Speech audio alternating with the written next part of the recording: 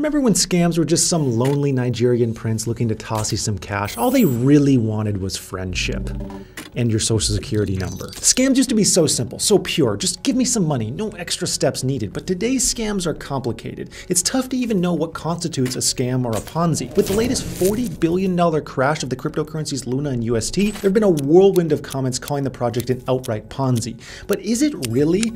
I feel like I intuitively know what a Ponzi is. You know, some entity collecting money from new investors to pay out old investors until the money runs dry and then the whole thing falls apart. However, by that logic, wouldn't gold be a Ponzi? Let's think about it. Gold doesn't produce any value. Like buying gold doesn't pay you any cash. And because of this, investors only make money when they sell gold to a new investor at a higher price. By that logic, it kind of sounds like a Ponzi. But that can't be right. I mean, gold is useful. We put it in electronics and it's scarce. The world only has so much. What about Social Security retirement? This one is controversial. In the US, Social Security is a system that uses current workforce wages in order to pay the current retired workforce's income. This system is betting that workers will continue to pay retirees and that this will just keep working through the generations. Is that just a more complicated version of new investors paying old within a system where no profits are generated? Then we have crypto projects like the failed Luna and UST. It looks similar. New investors paying old, prices higher and higher until the music stops. The answer to all this is far more complicated and fascinating than I would have ever expected. Hold up, important announcement, it's finally here. After 6 months of work, I'm excited to announce Finova. Frankly, our group has outgrown Patreon. We needed a platform to host all of our membership content in one easy-to-use place, and we did it. This includes trade signals, lessons from our 6 coaches, and posts from yours truly. And to kick this off, all new and existing users who move to the platform are eligible for our $10,000 giveaway. For real. $1,000 to 10 different people. More information will be in the description below. I can't even tell you how stoked I am for this. Back to the video. In researching this, I needed to first understand what is a Ponzi. I mean, I can't find a straight answer anywhere, so I need to build a Ponzi checklist. So I decided to start at the beginning. Let me tell you about the first recorded scam in history. It was done by a fellow named Hegestratos in 300 BC. He was a sailor who took out an insurance policy on his ship.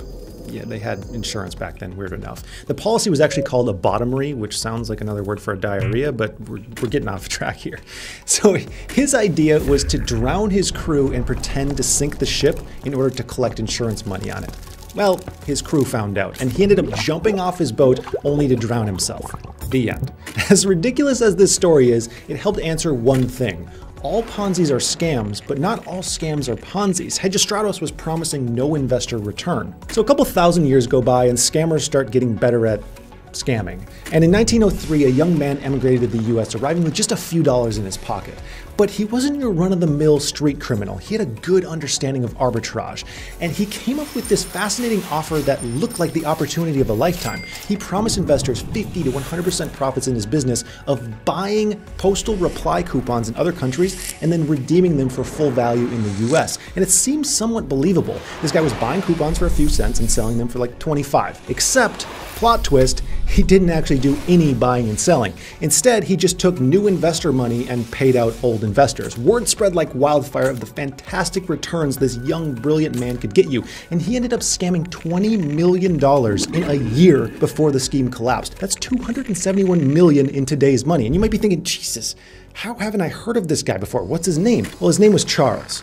Charles Ponzi. Seriously.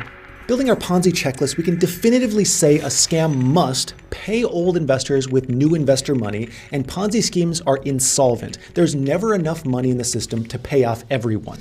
Now we need to fast forward to the largest and most successful Ponzi in history. This $64 billion scam spans several decades and happened right under the nose of regulators. But how?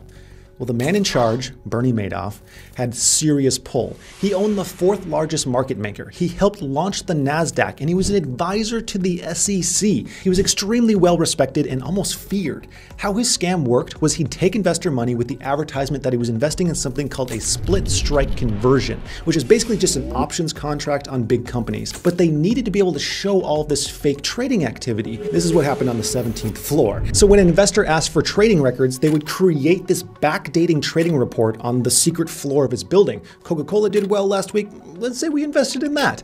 In reality, he simply took investor money and deposited into a bank account only to pay out new investors with that same money. The whole thing came crashing down in 2008 when investors were requesting more than $7 billion back. He didn't have the money and his two sons turned him in. Bernie was sentenced to 150 years in prison. So what can we add to our Ponzi checklist? First, Ponzi's will typically discourage withdrawals of money. Some will even have penalties. Ponzi's generally want your pull-up game to be as weak as possible. And second, a promise of outsized returns. A Ponzi will promise returns above what you can get elsewhere, otherwise there's no incentive to invest. And third, a Ponzi promises to be a real business with real returns. However, in reality, the scam just keeps cash in order to be as liquid as possible. There's one final Ponzi I had to look into before concluding my research. 2021, Gina Champion. She was this socialite and restaurant entrepreneur with many businesses in San Diego. She had a ton of respect in the community, just kept expanding and expanding her businesses.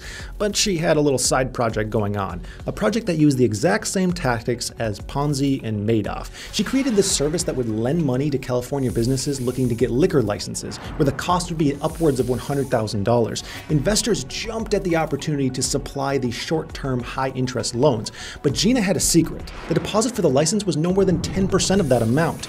This meant the bulk of the money was funneled into other businesses that Gina controlled, which she then used to pay back old investors. Like every Ponzi before it, this one came crashing down to reveal a nearly $400 million scam. Maybe one red flag here was that she seemed to have these obsessive traits and blind optimism that things would just work out. Adding to our Ponzi checklist, we can see that Ponzis are voluntary. There's no one forcing you to invest. It just seems like this great opportunity that happens upon your lap. Second, Ponzis are illegal schemes. And third, these schemes typically seem to have this single cult-like leader with a large ego. These leaders tend to be blinded by the massive ego, making it hard to realize that things can and will go wrong. So we have our checklist criteria in place, but I felt some reordering was needed into two categories: a section of must-haves to be a Ponzi and a section of indicators, of things that might be a Ponzi. So let's go back to our original questions. Is gold a Ponzi? If I use the checklist, I can really only check two boxes with certainty and one is borderline, depending on who you talk to. What about Social Security? Is the whole system just one big scam destined to fail? Using the checklist, I can realistically check just one box. Yes, the current workers pay for old workers. However, they do make a profit in which they invest into themselves in government bonds, which is a whole different issue. The government angle here is weird because if this wasn't a government, it would reek of Ponzi, but it is. And because governments are trusted institutions, they can do things that would make you scratch your head anywhere else. Now, what about Luna and UST? Was it a Ponzi? Do they pay old investors with new investor money? Arguably, yes. The value of the Terra ecosystem is investor money. Even the LFG reserves, the money backing the system, was built on Luna token deposits made valuable by investors. Okay, so what about their debts? Can they pay them back?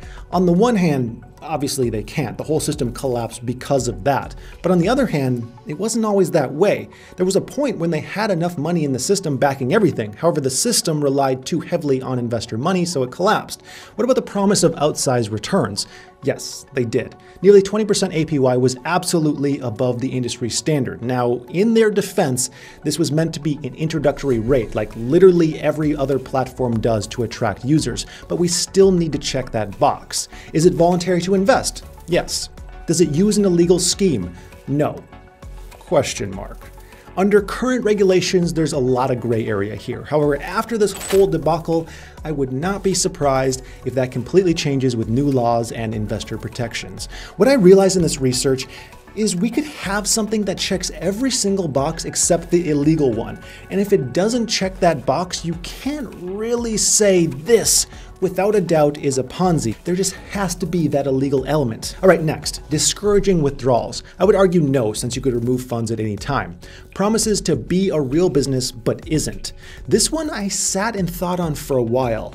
On the one hand, you could argue no, this isn't legit since the system is based on and paid for by investor money, but so is gold. On the other hand, they did have loan services that acted like a real business and generated real returns.